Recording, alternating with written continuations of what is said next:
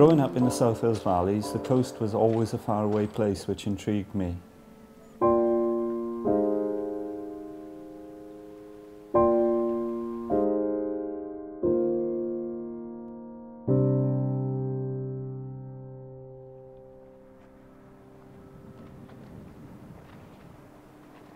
South Wales is, I think, almost unique in the world by having such a wide variety of usable coals. But the problem is they're all mined in valleys, which are quite a way away from the docks. I became aware of the docks. You know, we used to go down the docks. Actually, when I was 4 years old, I went missing one day and told some of my friends I was going down the docks and walked down to the docks. It wasn't far from the harbour, walked down the Strand.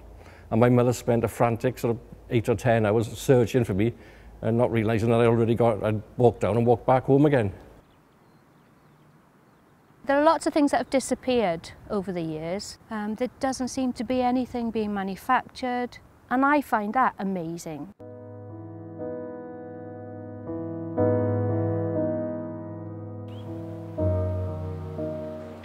Boys Village, it's a place that's quite famous to me because it was always mentioned a lot. You know, I'm not sure exactly the date it started, but it's got to be in the 1930s, 1920s, 1930s. And it was a way really of getting the young men of the valleys down to do healthy exercise, see a bit different in life.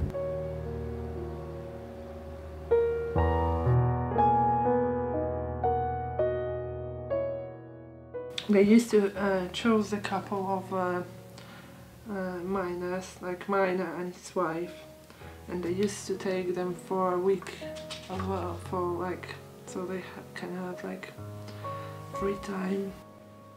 I always find it fascinating as a photographer to stumble across interesting historic places. I was over by Wards Quay the other day and was talking to some locals, and they said that this was used at the end of the First World War as a mines place where they, I don't know if they made the mines here, but they brought the mines to go out to sea to drop all around Britain, I suppose. And then during the Second World War, there was a lot of U-boat activity, sinking cargo ships and so on. So they used this again to store mines and to set them up ready to go out in the Milford dock and out to sea.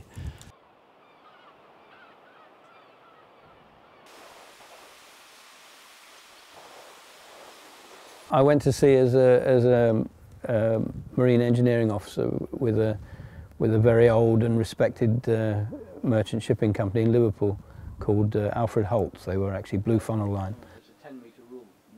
This yard was actually a sawmill, a steam-driven sawmill, which processed the wood that came from Nova Scotia. So there were barges from here that went backwards and forwards carrying the wood. There were barges going up to Furness, and the ships lay alongside the jetty at Abu Dhabi. Well, my journey so far has taken me up around along South Wales and then up to North Wales and on to Anglesey. This is northern Anglesey. It's an old brickworks. I've just been looking at the rowers in the harbour there. It's very, very quiet and peaceful, but they were just doing their training. They've gone now, so just waiting for the light to go down. It's now nearly 8 o'clock. I'd imagine around about 10 o'clock. Hopefully I can get some good pictures tonight.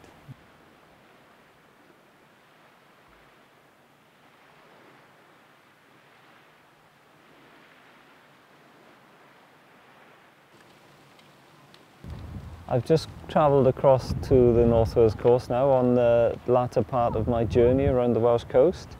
And this ship, which is called the Duke of Lancaster, which was bought by some guy who wanted to make it into a market and a bed and breakfast and a restaurant. That was about 30 years ago, and I think it's been pretty much a white elephant, and it's been not used since, so it's just decaying really. It's just left here for sightseers to have a look at. I'm going to come back. I've just done a recce and I've shot some pictures just to get some ideas, and I'm going to come back tonight